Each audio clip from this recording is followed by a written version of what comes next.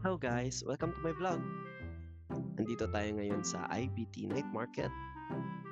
Gusto lang natin pumasyal just to relieve from stress.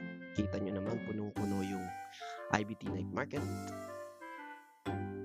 Bago tayong kumain at sumibog dito, punta muna tayo sa mga rides. Ayan, maghahanap muna tayo ng first rides. At ito yung napili namin, yung barko, Ark of Noah. Kasama pala namin yung mga pamangkin. Kumuha na kami ng ticket at inobserbahan namin mukha namang hindi delikado at mukhang safe naman. Mukhang mabagal yung barko. Yun, papasok na tayo sa barko. Kasama ko yung isang pamangkin. And take note pala guys, yung mga bata sa gitna lang sila pwedeng umupo. Kasi nga for the safety.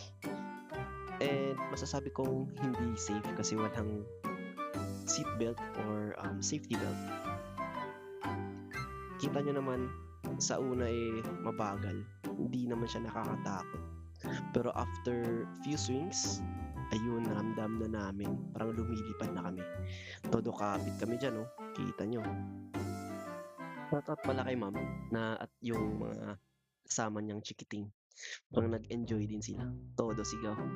Pati nga yung pamangkin ko sigaw ng sigaw eh. Nagre-reklamo na, nagsisisi. Yan talaga, sa huli ang pagsisisi. Tapos na yung time limit. Excited nang bumaba yung pamangkin ko. Dami niyang reklamo. Tingnan nyo. It's not safe, bro. Oh my god! Like, if I got like boy. Ayun na nga, move on tayo sa next. Yung next na ride na sasakyan namin is yung Ferris wheel. Yan, yung first na Ferris wheel ko is yung sa Enchanted Kingdom. Medyo malaki yun dun. At medyo nakakatakot kasi medyo mataas at sobrang mahangin. At itatry natin dito kung ano yung experience sa maliit na Ferris wheel. Kami na yung susunod dyan. May kasama kaming isang lalaki at saka isang bata, mag-ama. So, ayun. Okay lang naman, medyo masikip pero okay lang. Since kami na yung sunod, gusto na namin sumakay, excited na kami. Medyo kabado tong dalawang kasama ko, yung dalawang pamangkin ko. At nagsimula na kami umikot. At hindi namin napansin, nakaisang ikot na kami. Sobrang bilis ng ikot mga pre.